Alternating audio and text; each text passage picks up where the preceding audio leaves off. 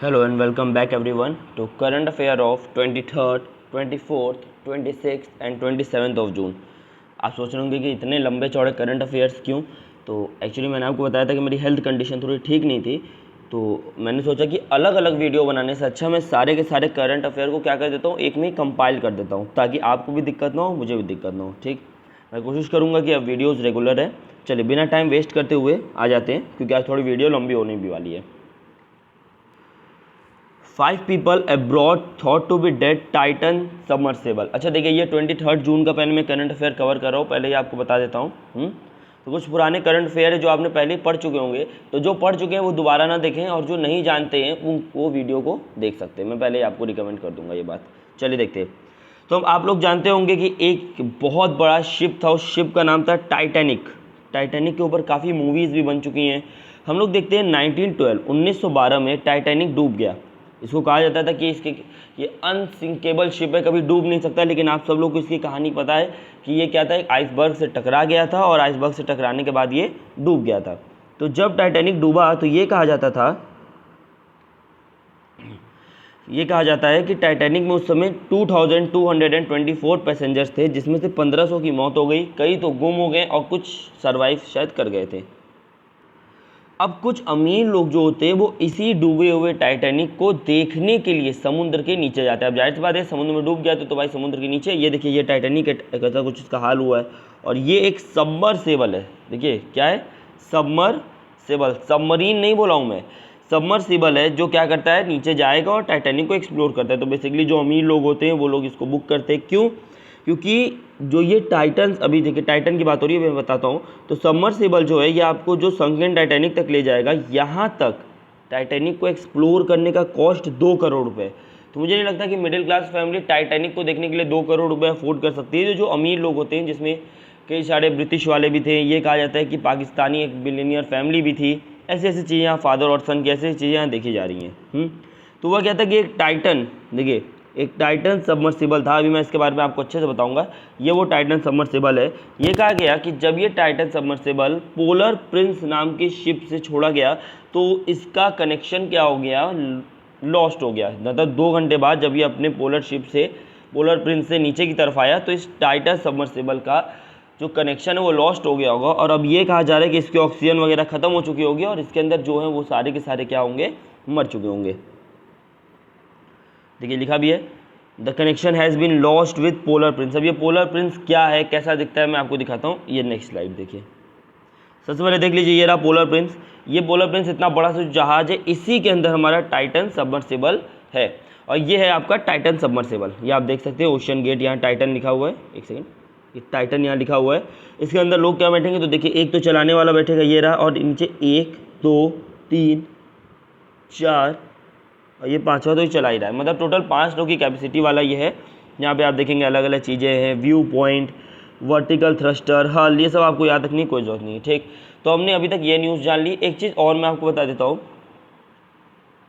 ये कहा जाता है 2 शब्द होते हैं, एक होता है इम्प्लोजन, इम्प्लोजन, और एक होता है एक्सप्लोजन। तो एक्सप्लोजन तो आपने सुना होगा, कोई चीज़ फट जाती है।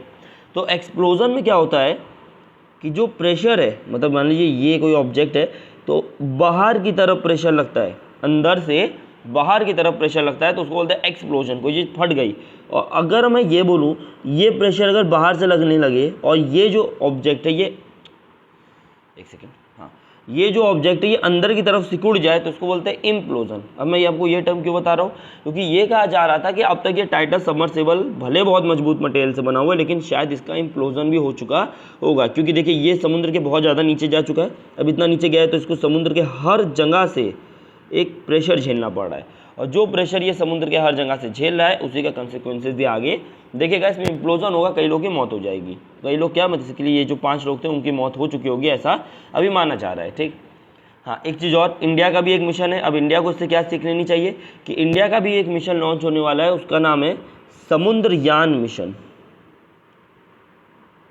समुद्रयान मिशन। और इंडिया का जो ये समुद्रयान मिशन है, इसके अंदर बेसिकली हमारे पास क्या है, एक मत्स्य 6000 नाम का एक सबमर्सिबल है, ये भी जाएगा नीचे की तरफ और ये एक्सप्लोर करेगा। ये NIOT के द्वारा बनाया गया है और ये इंडियन ओशियन में 3 आदमियों को लेके जाएगा। ये जो मत्स्य 6000 मेरा जो मिशन है, ये इंडियन ओशन में 3 आदमी को ले जाएगा ताकि वो इंडियन ओशन को एक्सप्लोर कर सके। तो टाइटन के साथ जो हुआ वो गलती मत्स्य के साथ ना हो, इस चीज़ को यहाँ पे ध्यान रखने की ज़रूरत है समुद्रयान मिशन में। चलिए आ जाते हैं नेक्स्ट आर्टिकल पे। ये रहा नेक्स्ट आर्टिकल। सेंट्रल शिट, इसको सही करवाना पड़ेगा।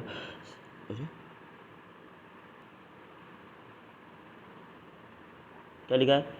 Central grants approval for Kalaignar pen monument in bay of Bengal. तो जो हमारा सेंट्रल है, जो सेंट्रल गवर्नमेंट है, उसने क्या किया है, ग्रांट कर दिया है अप्रूवल किसके लिए? कलेगनर पेन मॉन्यूमेंट के लिए। तो कलेगनर पेन मॉन्यूमेंट के लिए बे ऑफ बंगाल में परमिशन, बेसिकली जो अप्रूवल है वो जारी कर दिया गया है। आप ये देख सकते हैं बहुत खूबसूरत से यहाँ पे आपको एक पेन दिख रहा है। अभी ये बना नहीं, अभी ये बनेगा।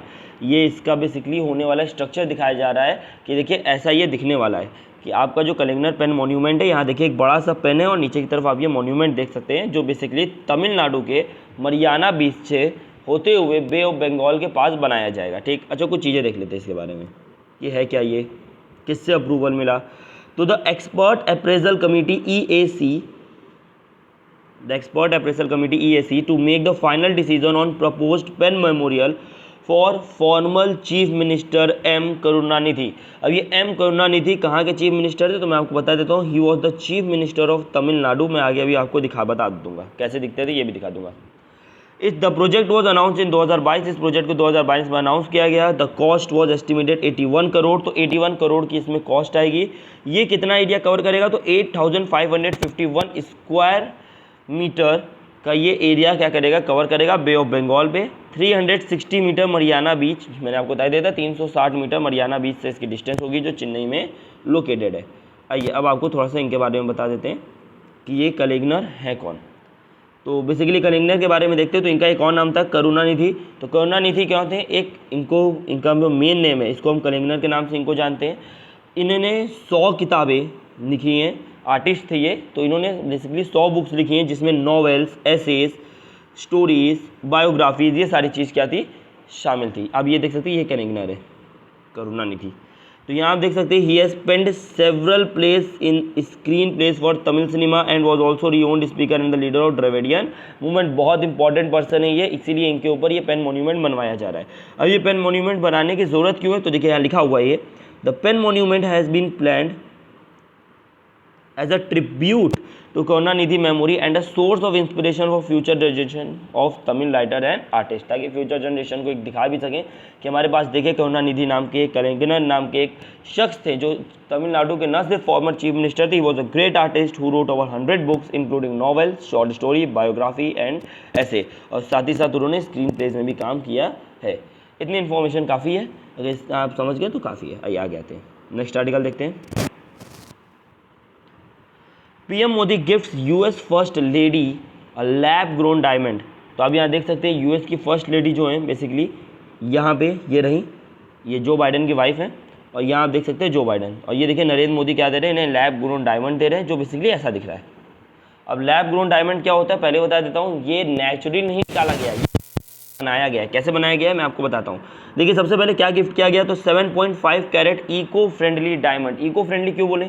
जब भी आप डायमंड निकालते हो तो आपको कोल की माइनिंग करनी पड़ती है। जब आप कोल माइनिंग करते हैं, बहुत सारी उसकी प्रोसेसिंग करते हैं, तो पॉल्यूशन होता है।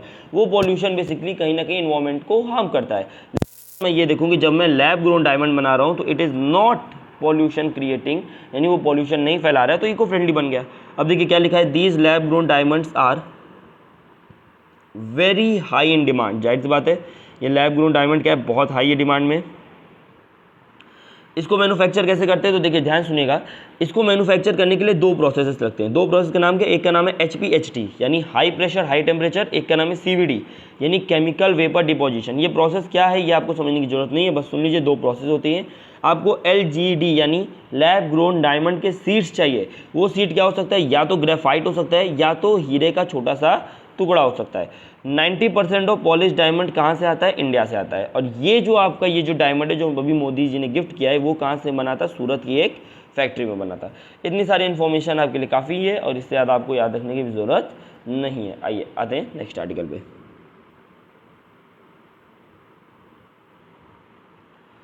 देखिए टॉपिक का नाम क्या है, ancient historical place found in south America.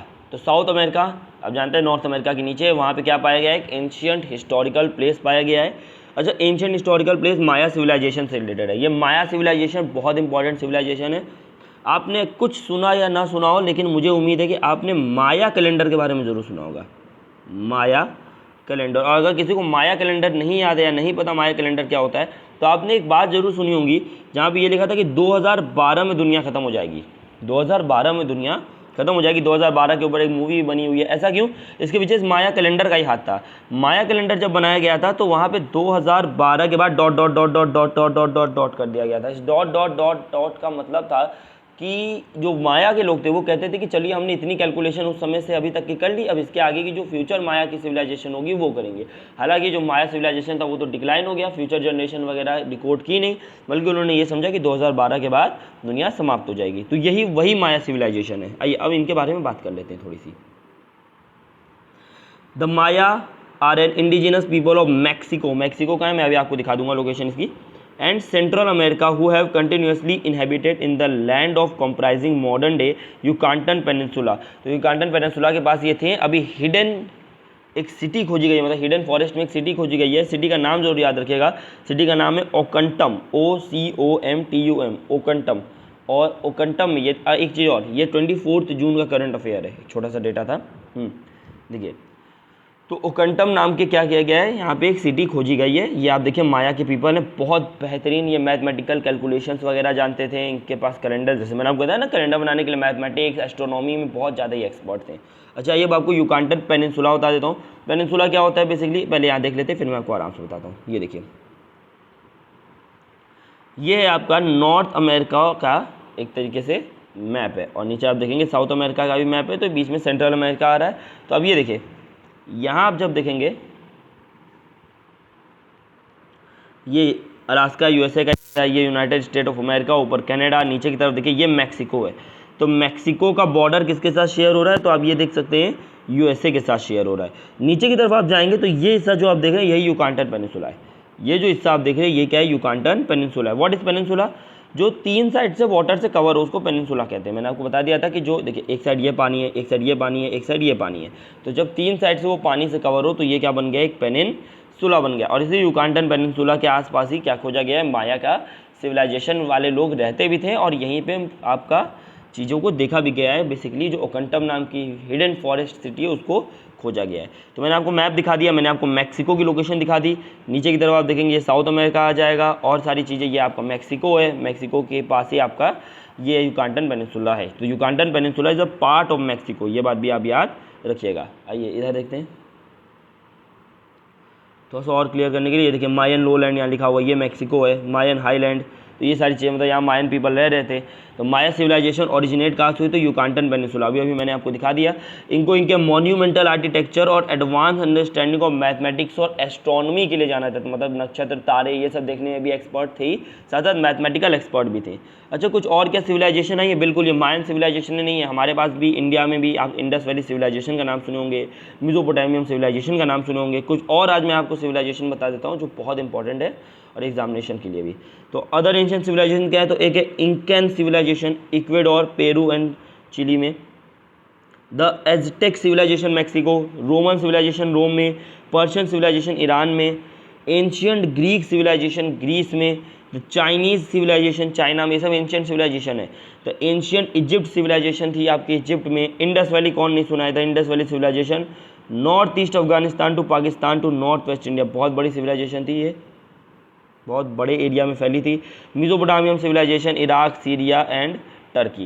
तो ये सारी यहाँ पे एंशिएंट सिविलाइजेशन थे। एक बार और बोल देता हूँ, the Incan civilisation Ecuador, Peru and Chile, the Aztec civilisation Mexico, the Roman civilisation Rome, the Persian civilisation Iran, the ancient Greek civilisation Greece, the Chinese civilisation China में, एंशिएंट इजिप्शियन सिविलाइजेशन इजिप्ट में, the Indus valley civilisation जो north east Afghanistan to Pakistan and north west India तक फैला था, the Mesopotamian civilisation Iraq, Syria and Turkey. तो ये सारी चीज़ें यहाँ पे है। अब ये देखिए, अगर आप यहाँ देखें तो ये रहा नॉर्थ अमेरिका, ये रहा आपका साउथ अमेरिका, ये बीच में आप देखेंगे युकाटन पेनिनसुला दिख रहा होगा आपको, ठीक है, क्लियर है, एकदम आसान से होता है। यहाँ देख लीजिए गल्फ ऑफ मैक्सिको, ये रहा, ये आप देखेंगे पैसिफिक ओशियन है। तो कुछ चीज़ें बॉर्डरिंग मैंने आपको एरिया ही बता दिया, कौन कौन से ओशन है ये भी बता दिया, पेनिनसुला क्या होता है ये भी बता दिया। आते हैं अगले टॉपिक पे।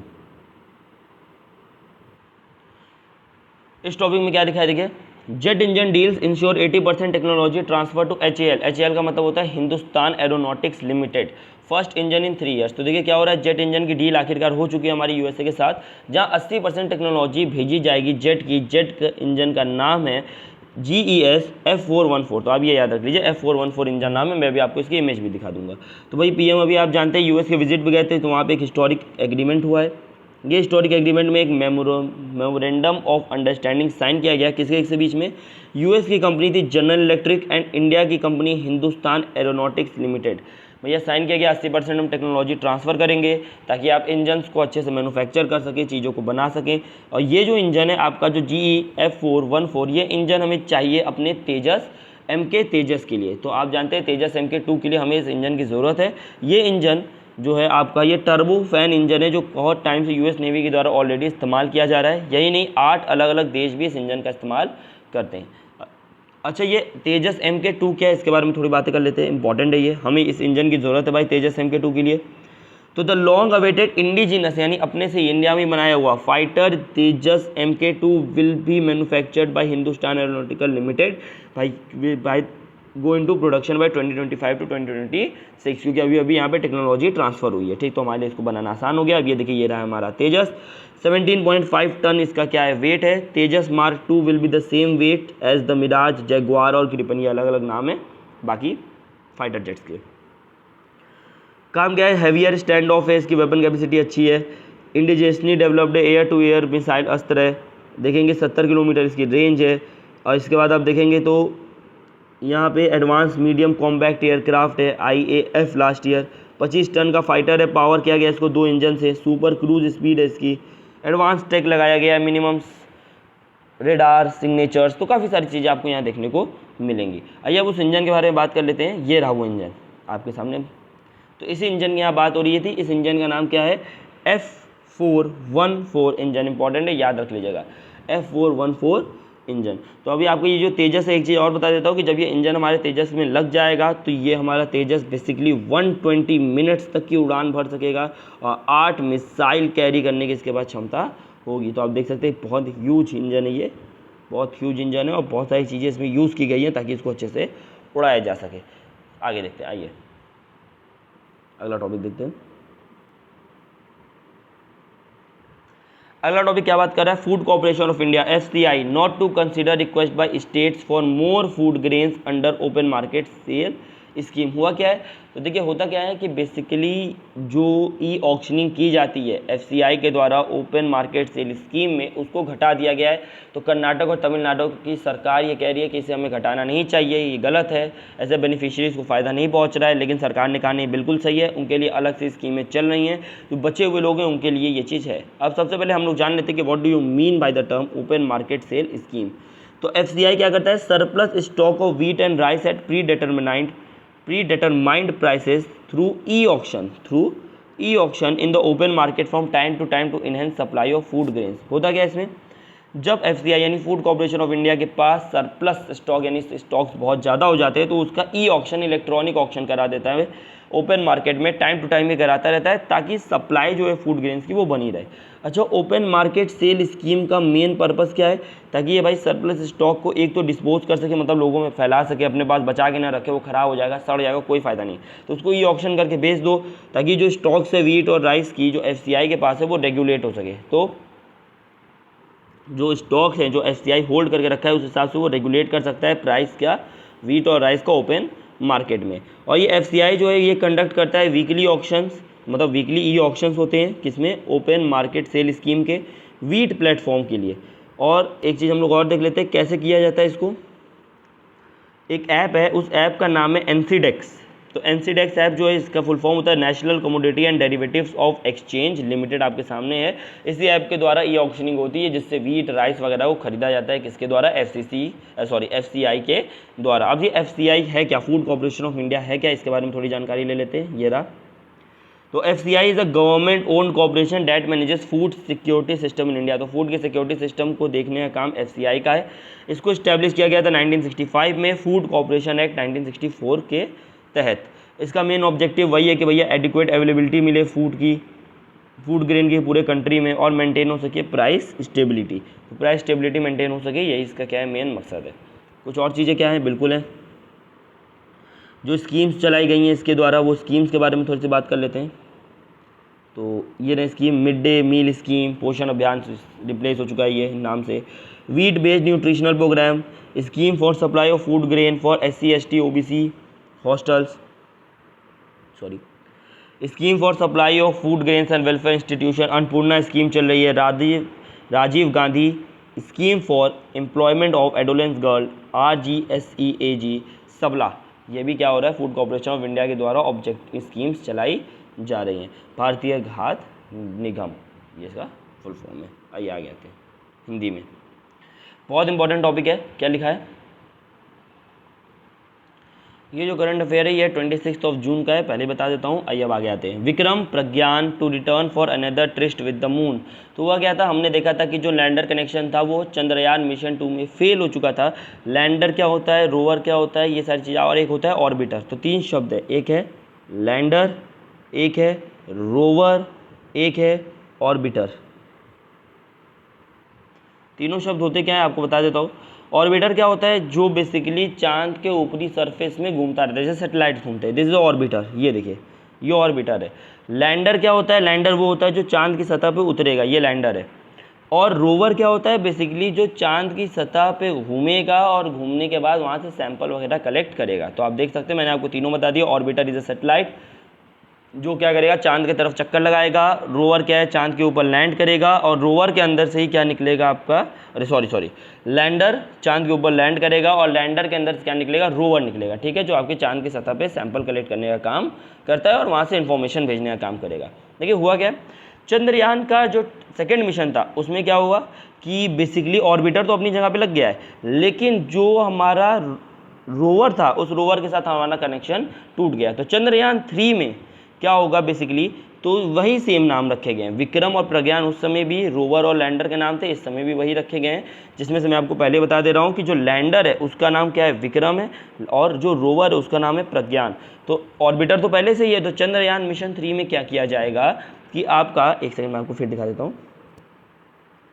चंद्रयान मिशन 3 में क्या होगा कि ये आपका रॉकेट है GSLV Mark 3। तो ये क्या करेगा बेसिकली, आपका ये जो लैंडर है उसको छोड़ेगा। ऑर्बिटर तो पहले से ही है। देखिए चंद्रयान मिशन 3 जो है हमारा, चंद्रयान जो 3rd मिशन है उसके अंदर ऑर्बिटर नहीं जाएगा, क्योंकि चंद्रयान 2nd मिशन में ऑर्बिटर पहले ही क्या है, एकदम सही जगह से प्लेस हो चुका है। वो ऑर्बिट कर रहा है चांद की सरफेस को, मतलब बेसिकली आउटर एटमॉस्फेयर से। तो वो क्या कर रहा है, अपना काम कर रहा है, ऑर्बिटिंग कर रहा है। तो यहाँ आप देख सकते हैं कि ये जो है आपका, जो आपका ये रोवर है, तो ये जो आपका लैंडर है, ये लैंडर क्या करेगा, चांद की सतह पे जाएगा। चांद की सतह पे जाने के बाद ये क्या करेगा, बेसिकली रोवर को निकालेगा अपने अंदर से बाहर। इसके अंदर से जो रोवर जो है वो निकलेगा और चांद की सतह पे सैंपल कलेक्टिंग का काम पूरा करेगा। ये पूरा यहाँ का मिशन है। फिर से आपको दिखा देता हूँ कि लैंड कनेक्शन सिस्टम जो चंद्रयान 2 में वो फेल हो चुका था, मैंने आपको बताया। तो ऑर्बिटर अपनी जगह पर लग गया, लेकिन भाई लैंडर और रोवर का कोई अता पता नहीं था, कनेक्शन टूट गया था। चंद्रयान मिशन 3 में सिर्फ आपका लैंडर भेजा जाएगा और रोवर भेजा जाएगा, जिसमें लैंडर का नाम विक्रम है और रोवर का नाम प्रज्ञान है। चंद्रयान मिशन 2 में भी यही सेम नाम थे, कोई ऑर्बिटर नहीं भेजा जाएगा मिशन 3 में। आई होप आप समझ गए होंगे क्या होने अगले टॉपिक पे। ज़्यादा टॉपिक नहीं है, 2 ही टॉपिक है जो इंपॉर्टेंट है, मैंने कवर किया है इसमें। Safety first on India pharma products and drug safety. क्या लिखा हुआ है, जाहिर सी बात है ड्रग, यहाँ मेडिसिन की बात हो रही है। India is known and exporter and importer of pharmaceutical products. तो हम लोग क्या है, नोन एक्सपोर्टर हैं, बहुत ज़्यादा एक्सपोर्ट भी करते हैं, बहुत ज़्यादा इंपोर्ट भी करते हैं फार्मास्यूटिकल प्रोडक्ट्स का। 20% वर्ल्ड की जो जेनेरिक ड्रग डिमांड है वो फुलफिल करता है इंडिया। अगर आप मेरे करंट अफेयर देख रहे होंगे तो आपको जेनेरिक और ब्रांडेड में अंतर पता होगा। अगर आपको नहीं पता तो मैं आपको बता दे रहा हूँ, कोई भी कंपनी होती है वो क्या करती है, पहले कोई दवा बनाती है, उसका रिसर्च करती है, उसका पेटेंट करा लेती है। मान लीजिए 10 साल बाद वो पेटेंट एक्सपायर कर गया, जैसे ही वो पेटेंट एक्सपायर करता है हम क्या करते हैं, उसकी कॉपी बना लेते हैं, और वो कॉपी एकदम ओरिजिनल की तरह ही होती है। तो पेटेंट खत्म होती है, उसकी कॉपी बना लेते हैं। वही जो महंगी दवा जो पेटेंट में मान लीजिए 500 की बिक रही थी, अब उसकी कॉपी कितने में मिल रही है, मात्र 100 रुपये में मिल रही है। तो ये पेटेंट दवा है, ये ब्रांडेड दवा है, ये क्या है, जेनेरिक दवा है। आई होप आप ब्रांडेड और जेनेरिक में अंतर समझ गए होंगे। नहीं समझ में आ रहा है कोई दिक्कत नहीं, मेरे करंट अफेयर की वीडियोज़ है पिछले वाले में, उसमें भी आप जाके देख सकते हैं। तो 20% जो वर्ल्ड की जेनेरिक ड्रग डिमांड है उसको कौन पूरा करता है, इंडिया करता है। देखिए लेकिन हाँ ये है कि भैया आपने देखा होगा अभी कुछ अफ्रीकन कंट्रीज़ में क्या हुआ था कि गलत दवाई पहुंच गई थी, काफ़ी लोग मारे गए थे, कफ सिरप भेजा गया था, वैक्सीनेशन में थोड़ी गड़बड़ हो गई थी। तो इसकी वजह से इंडिया का जो इमेज है मेडिकल सेक्टर में वो डेटोरेट हो गया है रिसेंट ईयर में। रीज़न बहुत सारे हैं। देखिए एक तो पहले रेगुलेशन, लॉज और रेगुलेशन ठीक नहीं है, ठीक से कानून नहीं है, क्या सज़ा मिलनी चाहिए क्या सज़ा नहीं मिलनी चाहिए, लोग को ऐसी भी दवाइयाँ बना के बेच दे रहे हैं। इनएडिक्वेट रिसोर्सेज है, कम रिसोर्सेज में ज़्यादा से ज़्यादा प्रॉफिट कमाने की कोशिश है। ट्रांसपेरेंसी नहीं, क्या मिला रहे क्या नहीं मिला रहे किसी को नहीं पता है। यही नहीं, आप देखेंगे करप्शन भी बहुत ज़्यादा है, जो पब्लिक हेल्थ के साथ खिलवाड़ हो रहा है, लोग खाली अपना पैसा बनाने में लगे हुए हैं। बस ये इंपॉर्टेंट टॉपिक था, इससे ज़्यादा आप चीज़ों को मत देखिए। आइए आगे आते हैं। 27 जून का करंट अफेयर है ये, आइए देखते हैं।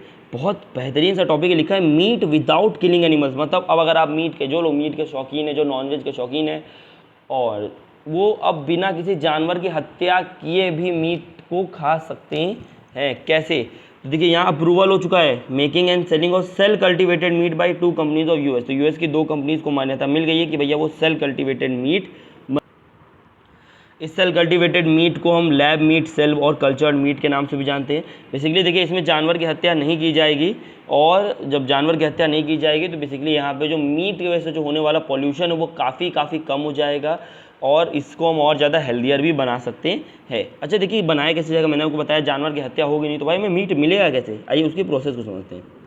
थोड़ा सा बायोलॉजिकल यहाँ पे फिनोमेना लगने वाला है, तो ध्यान सुनिए। ये आपके पास एक एनिमल है, तो इस एनिमल से हमने क्या किया, इसके इन स्टेम सेल्स को, या तो इसका एक मसल सेल निकाल लीजिए, या तो इसके कुछ सेल्स निकाल लीजिए। उस सेल्स को हमने ग्रो कराया, ग्रो कराने के बाद एक कल्चर, मतलब देखिए इसको ग्रो करा के कल्चर मीडियम में रखें, कल्चर मीडियम ये ग्रो करेगा। जब ये सेल्स ग्रो कर जाएंगे, या मसल के हो या एम्ब्रियोनिक सेल्स हो, जब ये ग्रो कर जाएंगे इसको हम एक बायो रिएक्टर में डालेंगे। बायो रिएक्टर क्या होता है, बस समझ जाइए कि ये इस छोटे से चीज़ को बहुत ढेर सारा बना देगा। जब ये ढेर सारा बन जाएगा ये सेल, तो जाहिर सी बात है कि कोई सेल बड़ा होके, मतलब जब एक सेकेंड, हाँ, जो सेल है वो सेल क्या बनेगा, आगे चल के टिश्यू बनेगा। टिश्यू आगे चल के क्या बनेगा, ऑर्गेन बनेगा। आपको ऑर्गेन और मसल, बेसिकली टिश्यू जो होता है वो टिश्यू सिस्टम, ऑर्गेन सिस्टम, तो ये बेसिकली मसल वाले ही पार्ट है पूरे के पूरे।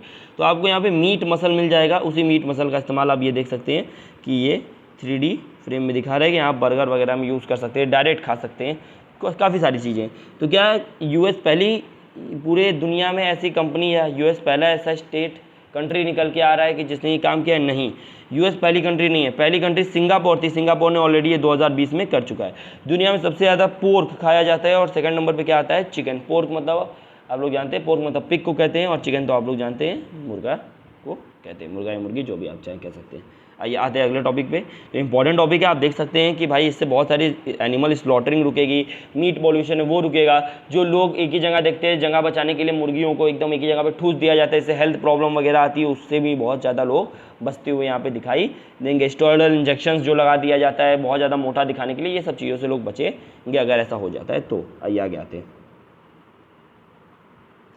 अगला टॉपिक क्या कह रहा है, ये बहुत दुखद घटना है लेकिन देख लीजिए।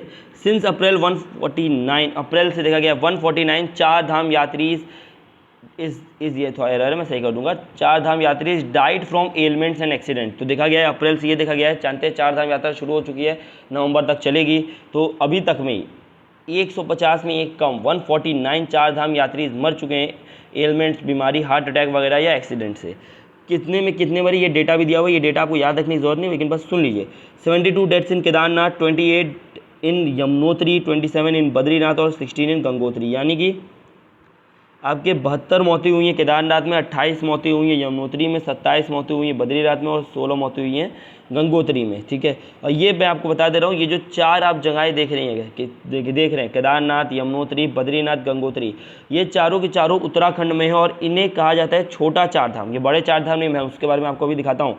ये क्या है, आपके इसको कन्फ्यूज़ मत कीजिएगा मेन चार धाम से, ये मेन चार धाम नहीं है, ये छोटा चार धाम है। ये चारों के चारों उत्तराखंड में लोकेटेड है। जहाँ आप ये देख सकते हैं, ये रहा यमुनोत्री, ये रहा गंगोत्री, ये रहा केदारनाथ, केदारनाथ के बारे में तो सब लोग सुनोगे, और ये रहा बद्रीनाथ। और आप देख सकते हैं मेन रीज़न क्या है भाई इन मौतों के पीछे, तो हार्ट अटैक और वेदर चेंजेस है। देखिए ये क्या है, ये बेसिकली जो चार धाम यात्रा है बहुत हाई इकोनॉमी जनरेट करके देती है। छोटा चार धाम यात्रा उत्तराखंड में कैसे, ये 7,500 करोड़ की इकोनॉमी जनरेशन करती है। जाहिर सी बात है वहाँ के बहुत सारे स्टॉल, होटल जो बुक हो जाते हैं, खाने पीने की व्यवस्था जो बेसिकली लेके जाते हैं आपको खच्चर वगैरह के ऊपर बैठा के। बेसिकली ऐसा करना नहीं चाहिए। जब आप भगवान के दर्शन करने जा रहे हैं तो खुद से मेहनत कीजिए। हाँ, डिसेबल्ड हैं, बहुत सारी दिक्कतें हैं, तब अलग बात है, ठीक। लेकिन आप एकदम सही हैं, तब बेसिकली जानवरों के ऊपर लद के एकदम जाने की आवश्यकता नहीं होनी चाहिए अगर आप भगवान से मिलना चाह रहे हैं तो, ठीक। ये सारी चीज़ें आप देख सकते हैं यहाँ पे। ये छोटा चार धाम है। आइए अब मेन चार धाम के बारे में बात कर लेते हैं। ये है आपका मेन चार धाम। मेन चार धाम के बारे में थोड़ा सा देख लीजिए क्या लिखा हुआ है। तो एक है आपका बद्रीनाथ टेम्पल, ये रहा आपका बद्रीनाथ टेम्पल। अभी देखें बद्रीनाथ टेम्पल के बारे में, मुझे नहीं लगता इसको बताने में कोई दिक्कत होने वाली है। तो आपके सामने ये रहा, एक सेकेंड बस, हाँ, ये रहा आपका बद्रीनाथ टेम्पल। बद्रीनाथ टेम्पल कहाँ है, उत्तराखंड में। यहाँ पे हम बद्रीनाथ जी की पूजा करने जाते हैं। ये किधर है, नॉर्थ में सिचुएटेड है। किधर है, नॉर्थ में सिचुएटेड है। उसके बाद हम देखेंगे एक है द्वारकाधीश टेम्पल। द्वारकाधीश टेम्पल कहाँ है, द्वारका में। द्वारका कहाँ है, गुजरात में, ठीक है। तो द्वारका कहाँ है, गुजरात में। तो ये रहा आपका गुजरात। ये गुजरात कहाँ है आपका, वेस्ट में। तो हमें मिल गया नॉर्थ, हमें मिल गया वेस्ट। अब है जगन्नाथ टेम्पल, पुरी। पुरी कहाँ है, उड़ीसा में है।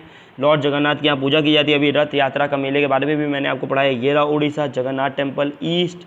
अब बचा साउथ, क्योंकि मैंने बताया चार धाम में साउथ जाना होगा। तो ये रहा आपका रामानाथ स्वामी टेम्पल जो तमिलनाडु में है। तो यहाँ पे बेसिकली हम रामेश्वरम के पास जाते हैं। रामेश्वरम में ये रामानाथ स्वामी टेम्पल है, तमिलनाडु में ये लोकेटेड है, जहाँ ये चौथा धाम है साउथ की तरफ। तो नॉर्थ में बद्रीनाथ टेम्पल, ईस्ट में है आपका जगन्नाथ टेम्पल, वेस्ट में आपका द्वारकाधीश टेम्पल, और साउथ में आपका रामानाथ स्वामी टेम्पल। तो मैंने आपको चार धाम के बारे में भी इन्फॉर्मेशन दे दी है। बद्रीनाथ, द्वारकाधीश टेम्पल, जगन्नाथ टेम्पल और रामानाथ स्वामी टेम्पल। आइए आगे आते हैं, क्या लिखा हुआ है। S&P retain FY24 growth projection eight 6%। देखिए सबसे पहले मैं आपको ये बता देता हूँ कि जो डेटा है इकोनॉमी से बहुत इंपॉर्टेंट है, और ये डेटा जो होते हैं S&P ग्लोबल के द्वारा जो निकाला जाता है वो चेंज होता रहता है। तो डेटा आपको नहीं याद रखना है, आपको बस कुछ चीज़ें याद रखनी है। क्या कि बेसिकली ये एक रेटिंग एजेंसी है, तो रेट करने का काम कर रही है यहाँ पे। तो इन्फ्लेशन को कंट्रोल, देखिए क्या लिखा है, India inflation is controlled in India and India is the fastest growing economy. आप जानते हैं कि इन्फ्लेशन को यहाँ हमने कंट्रोल बहुत हद तक करके रखा है। जो हमारा टारगेट है उस टारगेट को हमने 4+-2 का उसको हमने क्या किया है, मेंटेन करके रखा हुआ है।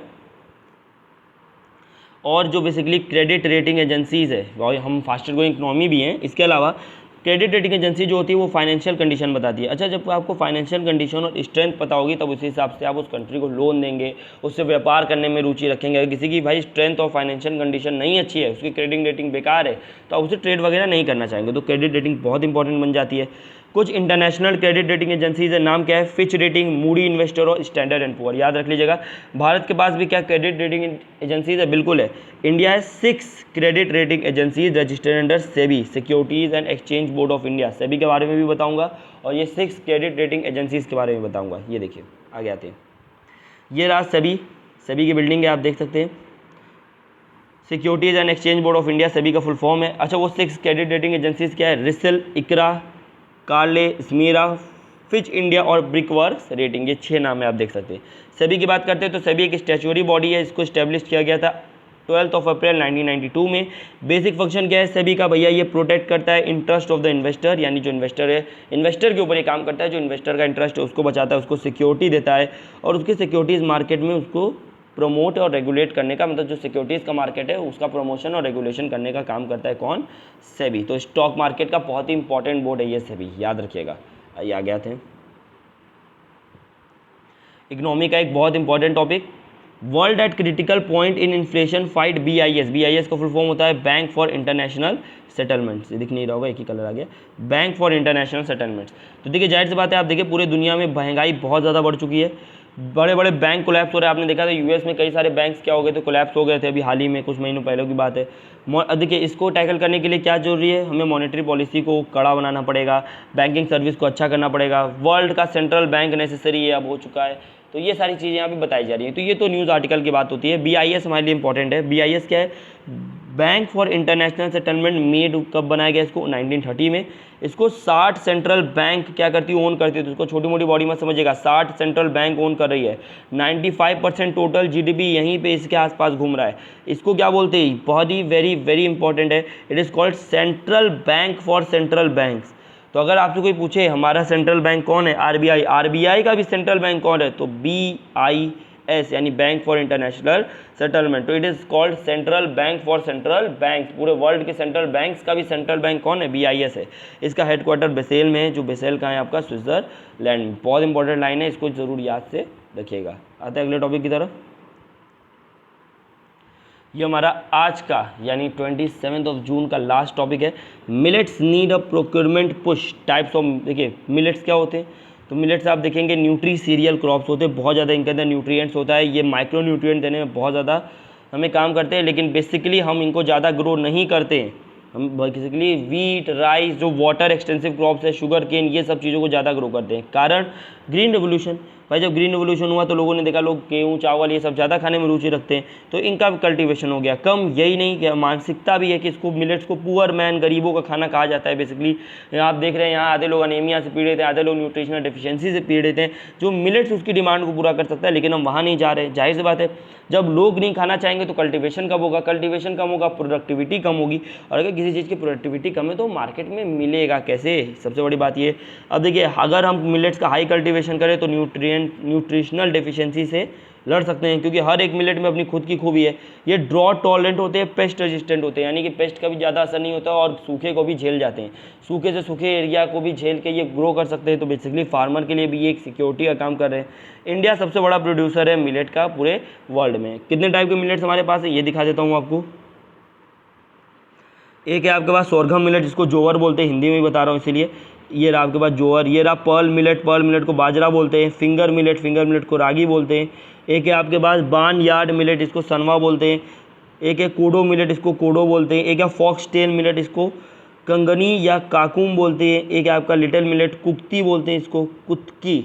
और एक है आपका प्रोसो मिलेट, जिसको छेना बोलते हैं। ठीक, चेना बोलिए, चेना बोलते हैं। ठीक, कुछ आपके यहाँ पे गवर्नमेंट इनिशिएटिव्स भी लिए गए हैं, जैसे इंटरनेशनल ईयर ऑफ मिलेट। आप जानते हैं इंडिया अभी 2023 में इंटरनेशनल ईयर ऑफ मिलेट मना रहा है। फार्मर फ्रेंडली स्कीम भी है, जैसे हमारे पास राष्ट्र कृषि विज्ञान योजना है जो इसके ऊपर काम कर रहा है। MSP भी बढ़ा दी गई है मिलेट्स के ऊपर। हमें कोलैब करना होगा फूड इंडस्ट्री के साथ, ताकि फार्मर ज़्यादा से ज़्यादा मिलेट्स को ग्रो करे और इंडिया इस न्यूट्रिएंट डेफिशिएंसी के प्रॉब्लम से जूझ सके। ठीक है, चलिए तो देख लेते हैं। इसी के साथ हमने लेक्चर को समाप्त करते हैं। समाप्त करने से पहले अगर आप मुझे टेलीग्राम पे ज्वाइन होना चाहते हैं तो टेलीग्राम का मेरा नागवंशी ट्यूटोरियल्स आप जैसे ही डालेंगे यहाँ आपको मेरा ग्रुप मिल जाएगा, नागवंशी ट्यूटोरियल ऑफिशियल नाम के।